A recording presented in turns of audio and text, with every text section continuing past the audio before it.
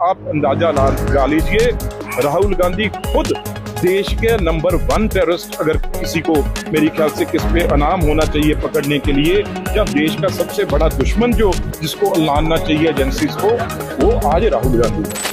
राहुल गांधी को केंद्रीय मंत्री ने बताया देश का नंबर 1 आतंकी, खड़ा हुआ सियासी बखेड़ा। नमस्कार, मैं नेहा, आप देख रहे हैं इंडिया खबर नाउ। बीजेपी नेता और केंद्रीय मंत्री रवनीत सिंह बिट्टू ने लोकसभा में नेता प्रतिपक्ष राहुल गांधी को देश का नंबर 1 आतंकी बताया है। इसके बाद राजनीति गर्मा गई। उन्होंने कहा कि राहुल गांधी देश के नंबर 1 आतंकी हैं। वह देश के सबसे बड़े दुश्मन हैं। देश की एजेंसियों को उन पर नजर रखनी चाहिए। दरअसल बीजेपी नेता ने अमेरिका में सिखों को लेकर दिए बयान को लेकर राहुल गांधी पर टिप्पणी की। बीजेपी नेता ने कहा कि कांग्रेस सांसद राहुल गांधी भारतीय नहीं है। उन्होंने अपना ज्यादा समय देश के बाहर बिताया, वहाँ उनके परिवार और दोस्त हैं। इस कारण से उनको देश से ज्यादा प्रेम नहीं है। राहुल गांधी बाहर जाकर हर चीज को उल्टा पुल्टा बोलते हैं। केंद्रीय मंत्री ने कहा कि कांग्रेस ने पहले मुसलमानों को इस्तेमाल करने की कोशिश की, लेकिन वह काम ना आया, तो अब सिखों को बांटने की कोशिश कर रहे हैं। उनको ज्यादा टाइम उन्होंने क्योंकि दुनिया के बाहर बताया है, उनके दोस्त वहां पे हैं, उनकी फैमिली वहां पे है, इस करके मेरी ख्याल से कहीं ना कहीं उनको अपने देश के साथ ज्यादा प्यार नहीं है। क्योंकि बाहर जाके हर चीज उल्टा पुल्टा बोलना, और खास तौर पे अब तो पहले बातें होती थी, 2G स्कैंडल आ गया कांग्रेस की तरफ, कोल स्कैंडल आ गया, कॉमनवेल्थ में ब्रिज गिर गए और हो गया। अब तो भी प्रधानमंत्री की फाइल कोई कह दे भी इस चीज में कोई एक भी फाइल में कोई साइन भी गलत हुए, वो तो अब बात है नहीं। अब कैसे डिवाइड करेंगे?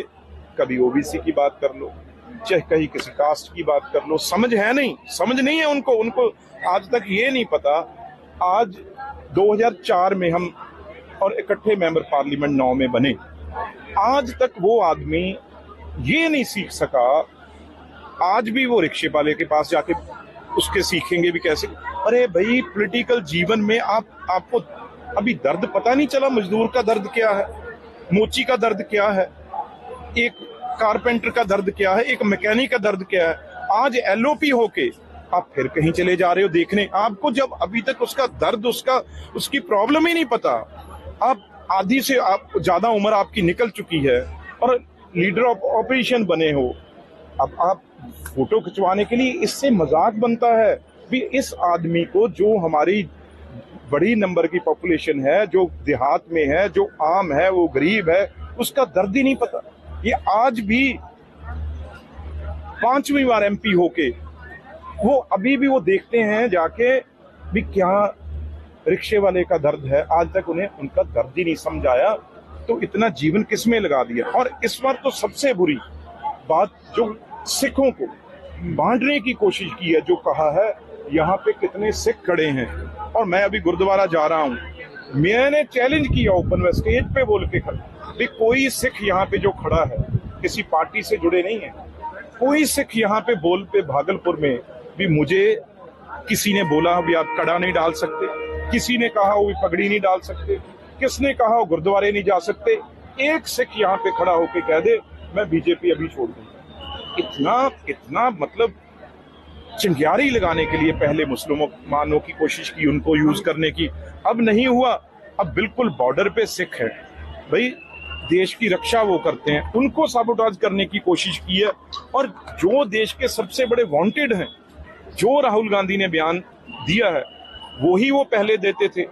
अब उन्होंने सेपरेटिस्ट ग्रुप हैं सबसे जो माहिर हैं बम बंदूक गोला बारूद बनाने वालों ने, उन्होंने राहुल गांधी की जो बात है उसे सराहा है। और उनकी बात राहुल गांधी ने कही है, आप ये देख लीजिए, जो देश के दुश्मन जो बारूद गोली हर टाइम मारने की कोशिश करते हैं, उड़ाने की कोशिश करते हैं जहाजों को, ट्रेन को, रोड को, जब वो लोग राहुल गांधी की सपोर्ट में आ गए, आप अंदाजा लगा लीजिए, राहुल गांधी खुद देश के नंबर 1 टेररिस्ट, अगर किसी को मेरी ख्याल से किस पे अनाम होना चाहिए पकड़ने के लिए, या देश का सबसे बड़ा दुश्मन जो जिसको लानना चाहिए एजेंसी। केंद्रीय मंत्री रवनीत सिंह बिट्टू ने इस बयान पर कांग्रेस ने पलटवार किया।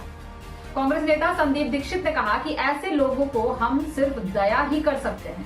कांग्रेस में उनका राजनीतिक करियर गड़बड़ा रहा है। वे राहुल गांधी की तारीफ करते थे, लेकिन अब बीजेपी में शामिल होने के बाद हुल-जुलूल बयान देते रहते हैं। उनकी बातों पर ज्यादा कुछ नहीं कहूंगा। अब साहब ऐसे आदमी पे तो दया ही आदमी कर सकता है, और क्या कर सकता है। हम लोग खुद ही देख रहे थे कि इनका अपना ही कांग्रेस में भी राजनीतिक करियर थोड़ा सा मटिया मेट सा हो गया था। ये एक राहुल गांधी ने ही एक तरीका निकाला था नए कांग्रेस अध्यक्षों को चुनने का यूथ कांग्रेस में। उसके बाद उससे पहली बार चुनकर आए थे, और मुझे याद है तारीफों की पुल बांधा करते थे ये। बल्कि कभी कभी जब हमसे चर्चा होती थी कि देखो क्या ये जो तरीका राहुल जी ने चुना है ये सही है गलत है, तो ऐसे कसीदे पढ़ते थे राहुल जी के कि हमें समझ में नहीं आता था कि यार भाई कोई भी चीज जब आप आपस में विश्लेषण करो तो थोड़ा कभी कभी बैलेंस रखना चाहिए। एक तो वो हाइट थी जब मतलब दिन भर केवल आरती किया करते थे, उसके बाद मेरे साथ ये सांसद भी रहे, उसमें भी करते थे। फिर मुझे लगता है कि पिछले कुछ एक सालों में इनको ये जो समझते थे कि जिस तरह ये खुद पंजाब में नेता बन जाएंगे, शायद नहीं बने और इसलिए पार्टी छोड़ के जाना पड़ा। तो भारतीय जनता पार्टी में क्या है कि आपको अपनी लॉयल्टी दिखानी पड़ती है।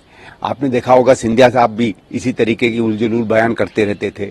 हमारे आसाम के मुख्यमंत्री जी भी विशेष तौर तरीके से बोलते रहते हैं, और ये भी बोलते रहते हैं, और इन सबका एक ही तरीका होता है, उसका कोई सर पैर नहीं होता है। ये है कि बोलो, बार बार बोलो, और जितना हो सकता है उसको झूठ बोलो। तो उसी में अब एक युवा लड़का जो मतलब अपना रास्ता खो गया हो और अपनी महत्वाकांक्षा में अपने आप को बर्बाद करता जाए, उसके लिए दया ही कर सकता आदमी, और क्या करे। आलोचना करना और ये कहना कि राहुल गांधी भारतीय नहीं के बारे में क्या गंभीरता से लें भाई इसको। कोई आदमी गंभीर आदमी कोई बात करे तो कहे ना।